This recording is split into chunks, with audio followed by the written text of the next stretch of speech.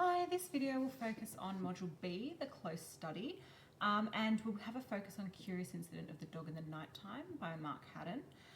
So basically this video just gives you an overview of what's required for your module.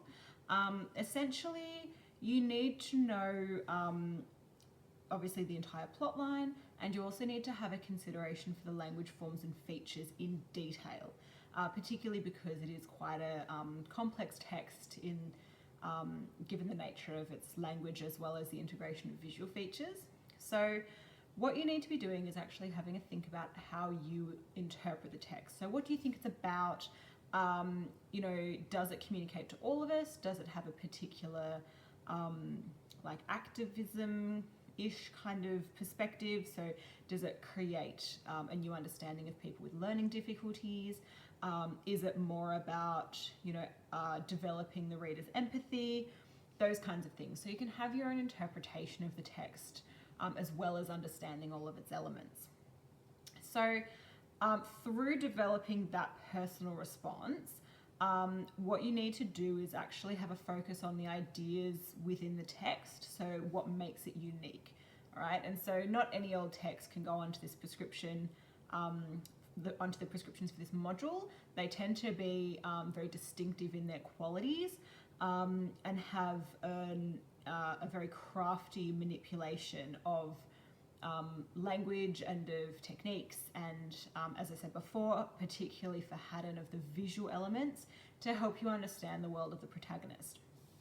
So as part of those ideas, you actually need to engage with how they are crafted. So that's where your techniques need to come in. So within this particular essay, you need to have a focus on the language techniques that are used, what kind of vocabulary is used. Christopher hates metaphors, and so that then introduces a whole new challenge for the writer to actually craft the setting and the character.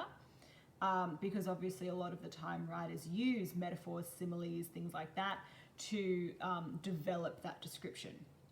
But Haddon can't do that given the nature of his protagonist.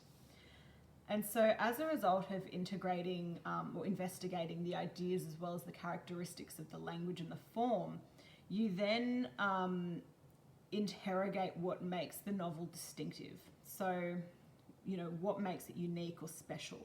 Because I can pretty much guarantee that you probably haven't read any other novel that's like this. When you start to read it, it's quite jarring in the language because you're used to reading more complex and compound sentences, and you're also used to having not so much of a it's something called authorial intrusion. So you're not used to having the author intrude or the protagonist speak directly to the reader through that direct address that Christopher uses.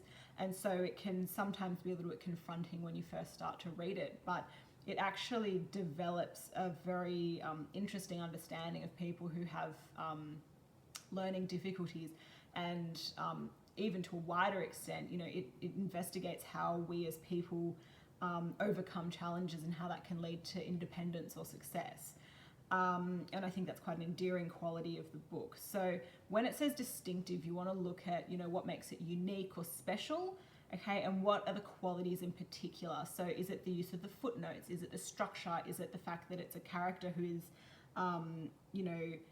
very unique, okay? Is it the way that Haddon has actually integrated the language with the visuals to help us to understand?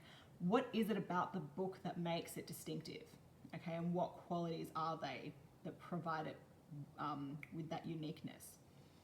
And so when you're doing Haddon, quite often in class, you'll cover a lot of concepts. So the basic way that I like to break it down is to actually follow the plot chronologically, because often the HSE exam will actually require you to work with an extract or a particular concept. And so if you have an essay that's structured around the whole novel, it makes it a lot easier to integrate extracts or to talk about particular characters or to discuss the development or the role that a particular theme has. But if you just talk about themes, then if you get asked a question on character, you're a little bit stuck.